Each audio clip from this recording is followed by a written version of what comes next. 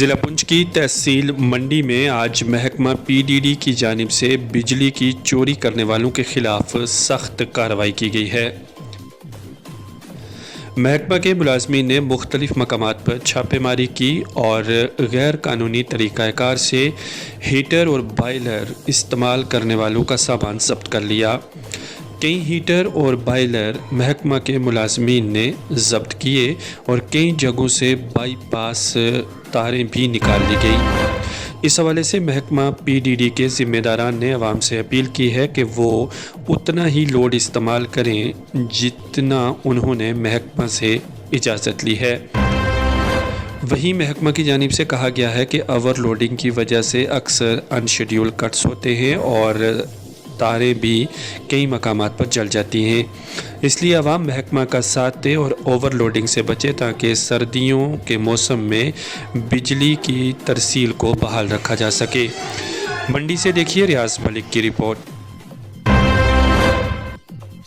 मैं इसके बारे में यही कहूँगा कि ये हमारी जो ड्राइव चल रही है ये लोगों के फ़ायदे के लिए ही है, क्योंकि हीटर और बॉयलर जो है ये इनका लोड ऐसा होता है कि ये एक हीटर जो है या बॉयलर है इनका 2-2 किलोवाट से जो हमारा लोड एक्सीड होता है। तो अगर हमारा 63 kV का ट्रांसफार्मर होता है तो उस पर अगर 10 हीटर या बॉयलर लग जाएंगे तो वो ओवरलोड हो जाता है।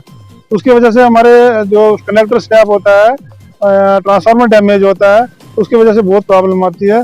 तो इसी की वजह से हमारे जो यहाँ शिकायत मौसूल हो रही थी कि हमारे जो लाइट की बड़ी प्रॉब्लम है जी, लाइट चलती नहीं है, फेस रुकता नहीं है। तो वही देखते हुए हमारे जो एग्जीक्यूटिव इंजीनियर हैं जनाब आफ्ताब अहमद साहब, उन्होंने ये टीमें कॉन्स्टिट्यूट की हैं जो इंस्पेक्शन के लिए जो ये ड्राइव चला रहे हैं। तो ये हम डेली बेस पे इसको जारी रखेंगे। जहाँ जहाँ हमें प्रॉब्लम आएगी इसकी, जहाँ भी हमें शिकायत मौसूल होगी तो ये हम कंटिन्यू करेंगे इसको।